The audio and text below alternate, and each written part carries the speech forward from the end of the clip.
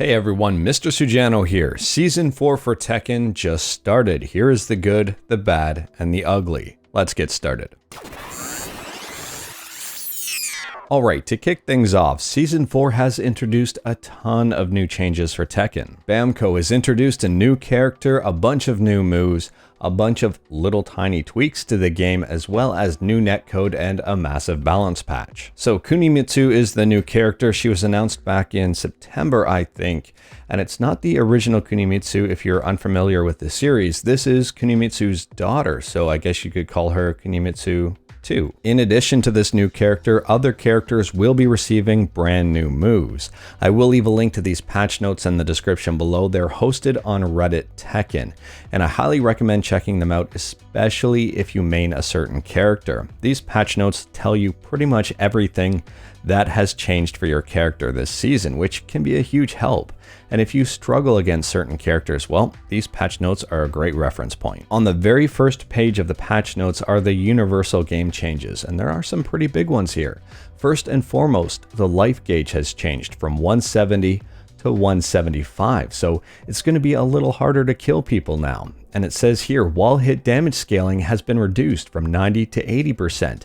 Down near wall hit damage scaling has been reduced from 60 to 50%. Damage scaling has been added for wall break, so they added 90% scaling to the damage, and scaling will be 90, 80, 70% for consecutive wall breaks in an aerial combo. These changes might not seem like a lot at a high level, but at a detailed level here in patch notes, these are pretty big changes. To me, this really changes the game up. Rounds might last a little bit longer, people might be a little bit harder to kill. That little magic pixel at the very end of some rounds might be a little bit more than a magic pixel now. These are really interesting changes. And if you scroll through the patch notes here, each character has their brand new move highlighted in yellow, and it shows the command as well. So if you're playing the game, I highly recommend checking it out. Each character does have a brand new move. Some have multiple. For example, Yoshimitsu here has a couple. I highly recommend checking all of these out. Now moving on into netcode, and this one is a pretty big one. Tekken 7 has received a huge revamp of their netcode. It says right here, rollback netcode improvement. Now, whether or not this is rollback, true rollback, remains a pretty heated debate, but it is pretty darn good. There have been a lot of people raving about this new netcode, which is awesome for Tekken 7. Previously, Tekken's netcode was not the best, and this is apparently a massive improvement, and a lot of pro players are rejoicing. A lot of casual players are rejoicing at the fact that Tekken has finally upped their netcode game. Now, taking a look at Sajam's Twitter, and for those of you who don't know who Sajam is, he is an FGC commentator, personality, and entertainer, and he's also a pretty darn good player. Now, overall, he is a huge supporter of good netcode, rollback netcode. Actually, probably a bigger supporter than I am. Actually, I know he's a bigger supporter than I am. He talks about this stuff a lot. He's invested a lot of time into researching it and really getting to know the ins and outs, which is extremely commendable. I like to think of Sajam as a pastor or a preacher or reverend of netcode. He likes to speak the good word of good netcode. And he put out a tweet here and asked people who are playing Tekken how their current netcode experience is, how their experience online is going compared to other games that are using true rollback netcode. And it looks like the verdict for Tekken's netcode is out. Now, there have been already a ton of people extremely vocal about how good it is. And in this thread, a lot of people are saying it's a lot better than any non-rollback fighting game, but not as good as true rollback as in GGPO. And that is a pretty huge statement to make. That would place Tekken close to the top, if not at the top right now, for AAA fighting games and netcode overall. And in terms of AAA games, I want to clarify this before someone calls me out in the comments. I don't mean that other games with rollback are not AAA. For example, Mark of the Wolves that just recently got rollback netcode. To me, that's a AAA game. It's an amazing game. But at the same time, I'm talking about modern day, big budget main stage games. And yes, while MVCI can kind of be considered a AAA game, at the same time, it didn't have the budget probably that Tekken 7 had. Actually, I know it didn't have the budget that Tekken 7 had, especially if you look at the end result in terms of graphics and character roster. MVCI had good netcode, better than a lot of fighting games out there, but I don't hold that in a AAA release. But this netcode update really introduced something that is causing a lot of players massive headaches, and that is the Wi-Fi indicator. So this is a rejoice to some and a bane to others, and it says an icon is displayed to indicate a Wi-Fi connection during online matchmaking, which is a pretty big deal. Now, Bandai Namco specifically states, and I don't know if this is grammatically correct, but I'll read it as is, wireless connection might be caused a delay or display lag during a match. For smooth online matchings, it is recommended to use wired connection play. What this basically says is they recommend you plug a cable into your PS4 or PC and use a wired connection, as wireless just isn't as good. I could do an entire video on wired versus wireless connections, but realistically here, most people's wireless connections are not anywhere near optimized to be anywhere remotely competitive with a standard wired connection. So what's basically happening right now is that a lot of people are downright refusing to play someone with a Wi-Fi connection, which is resulting in a massive downtime for Wi-Fi players looking for a match.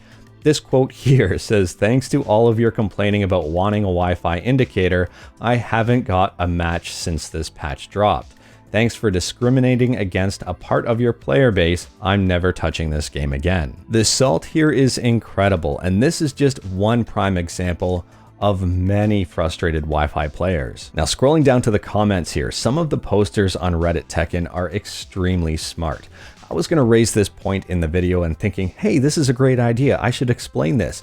I really don't need to, because this person almost word for word explains the situation perfectly, if not better than I could. So here is the question.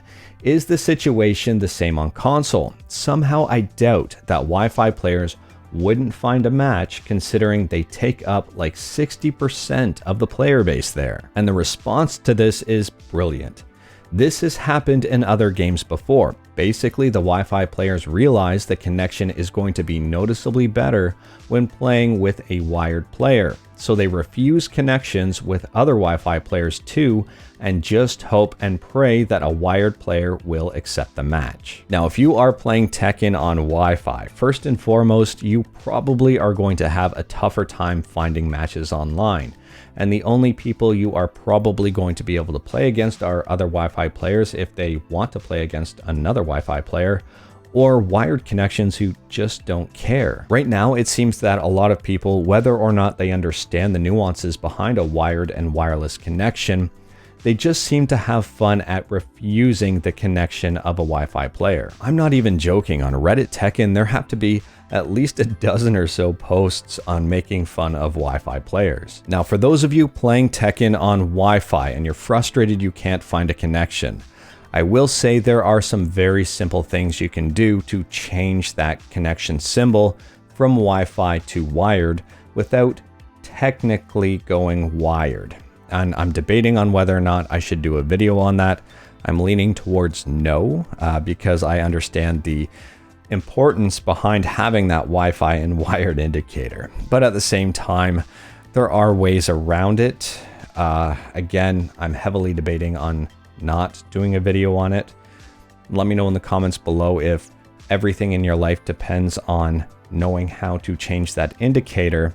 I might be swayed, but I don't want to be hated by the FGC for doing this, so I probably won't do the video. Now, keeping on the theme of controversial things, Tekken 7 Season 4 release did not go smoothly. There were a lot of people upset at the fact that certain people had Season 4 access early. Notable people in the fighting game community like Rip and Spaghetti Rip and Speed Kicks and Ultra David and a bunch more, including Aris, were extremely vocal about the fact that they were displeased that people had access to Season 4 before anyone else. The reason why Bamco released the new season to a select few individuals was to raise awareness and for marketing reasons, but it looks like that marketing completely backfired. A huge portion of the fun of a new patch or season is the period of discovery.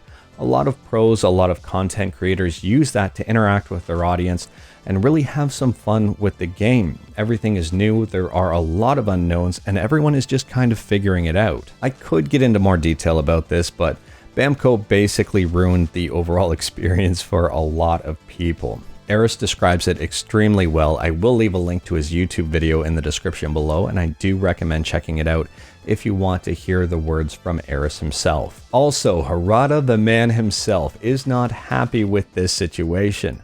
For those of you who don't know who Harada is, he is the director of Tekken 7, and he has been receiving a lot of flack over this latest kerfuffle. And Harada says, "It's a horribly nonsense operation. I don't understand the marketing sense of the European team.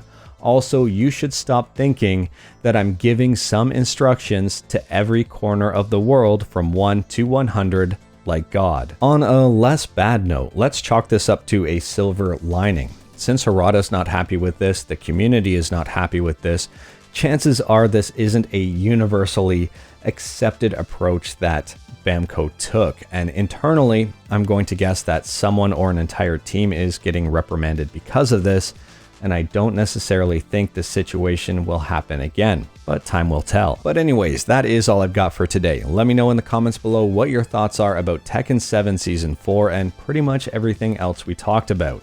If you liked this video, leave a like. If you didn't like this video, leave a like. Hit that subscribe button, check out my other videos. Thank you everyone, take care.